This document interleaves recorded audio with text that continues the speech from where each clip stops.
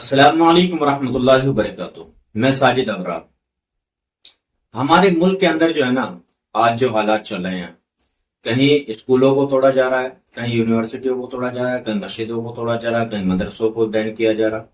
तो ऐसे ही एक आजम खान ने यूनिवर्सिटी बनाई थी, मोहम्मद अली जौहर यूनिवर्सिटी। बहुत बेहतरीन, बड़ी खूबसूरत उन्होंने, और बड़ी ही कम फीस के ऊपर।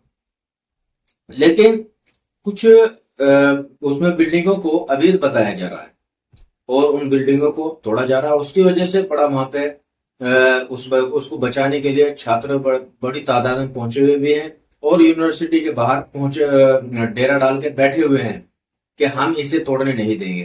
तो इसी बीच मौलाना अरशद मदनी ने एक बयान दिया है। क्या है वो बयान? आइए चलिए मैं भी आप लोगों के साथ सुनता हूँ। आइए बात करते हैं रामपुर की जौहर यूनिवर्सिटी की। एक जौहर यूनिवर्सिटी बनाते बनाते कैसे आजम खान की सियासत गर्त में पहुंच गई, अर्श से फर्श पर आ गए। अब आप देखिए, उसी यूनिवर्सिटी पर बुलडोजर चलाने के आदेश को लेकर इतना घमासान मचा हुआ है। मुस्लिम नेता इसे कम्युनल रंग देने की कोशिश कर रहे हैं। वो कह रहे हैं कि मुस्लिम होने के कारण आजम खान को परेशान किया जा रहा है, जौहर यूनिवर्सिटी को निशाना बनाया जा रहा है। अब मौलाना अरशद मदनी ने जौहर यूनिवर्सिटी पर बुलडोजर एक्शन का विरोध किया है। उन्होंने कहा है कि अगर कानून का पालन नहीं हुआ तो सरकार इसे गिराने की बजाय इस पर जुर्माना लगाए। जो किया जा रहा है वो गलत है, गलत है, गलत है। अगर उसके अंदर कोई चीज गलती की है भी, मान लीजिए पहले तो सुप्रीम कोर्ट तक ये फैसला हो, उसके बाद ये समझना कि उसको गिरा दिया जाए, ये गलत है। आप उसके ऊपर जुर्माना आयद कर दीजिए, वो उस जुर्माने को करेंगे। ये जुर्माना आयद करना ये भी गवर्नमेंट का एक कानून है। अगर किसी ने अपने मकान या किसी बिल्डिंग या किसी इमारत के को गैर कानूनी तरीके पर बनाया है तो उसका सिर्फ एक सबब यही नहीं है कि आप उसे गिरा दें, जबकि हजारों लड़के उसके अंदर पढ़ते हैं और वो तालीम हासिल करते हैं, तो उसकी हिफाजत करनी चाहिए। अपने कानून की आप हिफाजत करते हुए आप उसके ऊपर जुर्माना आयद कर देंगे, हो सकता है, लेकिन आप उसको ये कह करके 38 इमारतों को हजारों करोड़ के रुपये से बनी हुई उसको गिरा दें, ये गलत है। वही फिरका परस्ती है। अब इस मसले पर जमीयत क्यों बोल रहा है? समीर जी, अरशद मदनी क्यों बोल रहे हैं इस पर? अरशद मदनी नहीं बोलेंगे। जिसकी यूनिवर्सिटी है, जौहर यूनिवर्सिटी, इसका नाम रखा है और आजम खान ने इस यूनिवर्सिटी को रखा है, तो मदनी तो बोलेंगे ना आजम खान के फेवर में। भाई दोनों का धर्म एक है, तो वो बताएंगे। आजम खान कहते कि मैं मुसलमान हूँ इसलिए मुझे परेशान किया जा रहा है, इसलिए मुझे जेल में डाला जा रहा है। मदनी साहब कह रहे हैं, अरशद मदनी साहब कह रहे हैं कि वो मुसलमान है इसलिए किसी यूनिवर्सिटी को बनाया, इसलिए उस यूनिवर्सिटी को गिराया जा रहा है। तो जिस तरीके से वो बनी है, पूरी अवैध जो पूरी तरीके से बनी है, 40 बिल्डिंगें बनी है, उसमें से 38 बिल्डिंगों की आपकी परमिशन नहीं है। सब कुछ अपना मनमाना करा। मतलब आप बताइए सत्ता का दुरुपयोग कैसा हो सकता है? ये अखिलेश यादव को दिखता नहीं है कि उनके रहते हैं आजम खान ने किस तरीके से मनमाना किया रामपुर के अंदर। पूरे रामपुर को अपने पिता की बपोती को समझा, अपने घर की दुकान को समझा, अपने घर की जमीन को समझा और सारी संपत्तियों पर, सरकारी जमीनों पर आपने कब्जा कर लिया। कोई परमिशन नहीं लिया, आपने इतनी बड़ी बड़ी बिल्डिंगें खड़ी कर दी। उसका पैसा कहां से आया? कोई प्रशासन विरोध करता रहा, उस अधिकारी का ट्रांसफर आप करवा देते थे। यह बहुत बड़ा लूटतन चला। मुझे लगता है सिर्फ आजम खान नहीं, अखिलेश यादव को भी सजा होना चाहिए कि उनकी सरकार क्या कर रही थी। अखिलेश यादव ने कभी इसके ऊपर बोला कि हाँ मेरे से इतनी बड़ी ऐतिहासिक गलती हुई है कि मेरे रहते मुख्यमंत्री रहते मेरे एक मंत्री ने इतने सरकारी जमीन पर कब्जा कर लिया।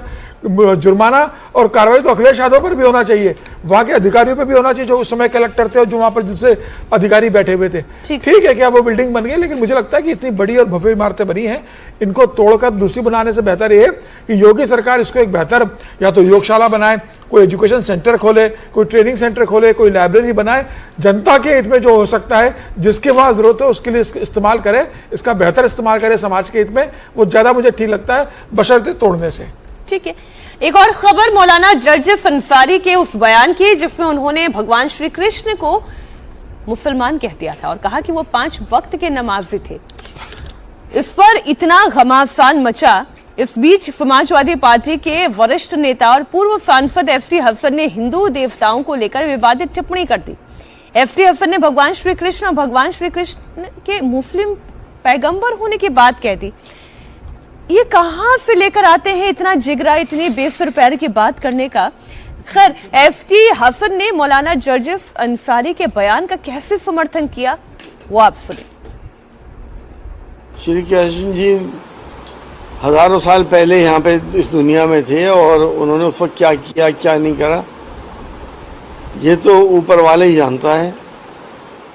ये ज़रूर है कि हिंदू माइथोलॉजी के हिसाब से वो उन्हें भगवान ने या ईश्वर ने या अल्लाह ने उन्हें भेजा था इंसानियत को सबक सिखाने के लिए, इंसानियत सिखाने के लिए। बहुत से लोगों का ये मानना है कि ऐसा तो नहीं है कि वो भी कोई पैगंबर रहे हों। आप लोगों का भी तो यही मानना है कि वो भी मैसेंजर थे, दूत थे ईश्वर के। तो इसमें कोई ऐसी बात तो है नहीं। अगर वो ईश्वर के दूत थे या अल्लाह के दूत थे, मैं ईश्वर और अल्लाह को अलग अलग तो समझता नहीं हूँ। प्रोफेसर साहब, एसटी हसन ये जान रहे हैं समाजवादी पार्टी में अभी वो हैं, पिछली बार टिकट नहीं मिला था, इसका मतलब ये नहीं कि वो पार्टी से निकल गए हैं। अखिलेश यादव के चुनाव के समय में कब्र खोदने की कोशिश क्यों कर रहे हैं एसटी हसन? कब्र क्या खोद रहे हैं? अब ऐसे मूर्खों की बातों पर क्या कहा जा सकता है कि रुचि हो रहा के सदमे से बाहर नहीं निकले। मतलब इस पर क्या टिप्पणी की जा सकती है?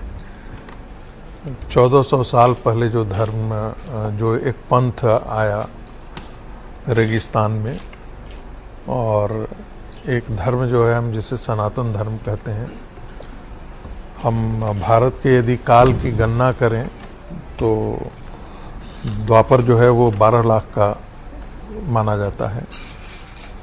तो अब उनको कैसे बताया जाए, क्या बताया जाए कि अब वो कैसे, इन्होंने आकलन कर लिया कि 5 बार के वो नमाजी थे और योग और नमाज दोनों एक चीज़ हैं। कई ऐसे लोग हमारे यहाँ भी कहते हैं, मुसलमानों को आकर्षित करने के लिए कुछ लोग ऐसी बातें कर देते हैं। श्री राम और श्री कृष्ण पैगंबर हो सकते हैं। अब मोहम्मद साहब मैं तो पैगंबर के टिप्पणी दूत ना थे, करें तो ही अच्छा है। हाँ, उन पर टिप्पणी नहीं करें तो ज़्यादा अच्छा है, क्योंकि पता है आप राम पर टिप्पणी कर सकते हैं, कृष्ण पर टिप्पणी कर सकते हैं, आप रामायण जला सकते हैं, महाभारत जला सकते हैं। इस देश में सब स्वतंत्रता है, बस इस्लाम पर आप टिप्पणी नहीं कर सकते हैं। ये बात तो स्वीकार है, क्योंकि हमने तो देखा है ना कि जजेस ने भी कहा कि भाई आपके कारण पूरा का पूरा देश जल रहा है। अब समाजवादी पार्टी के नेता जो है वो रामायण जलाने की बात करते हैं तो देश नहीं जलता है। तो बात ठीक है, वैसे ही एसटी हसन की बात पर क्या टिप्पणी करना कि श्री कृष्ण नमाजी थे या नहीं नमाजी थे। मूर्खता के पूर्ण वो बातें कर रहे हैं तो उस पर टिप्पणी करने लायक कोई चीज़ ऐसी है नहीं। ऐसे लोगों को इग्नोर कर देने।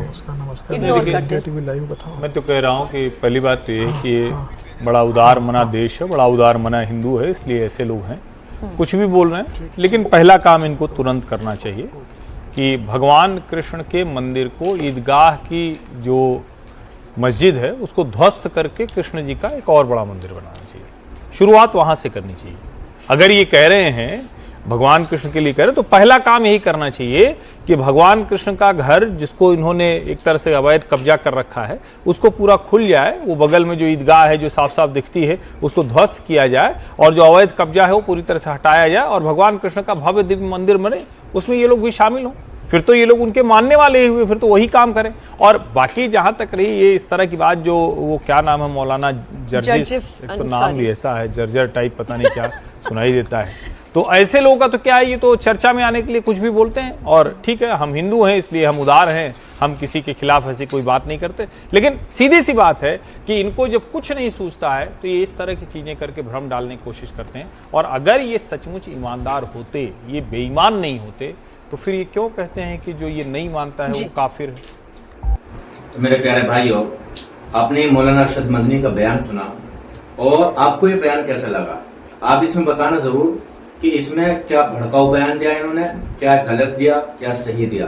अपनी खूबसूरत राय जरूर देना इस बयान के अंदर।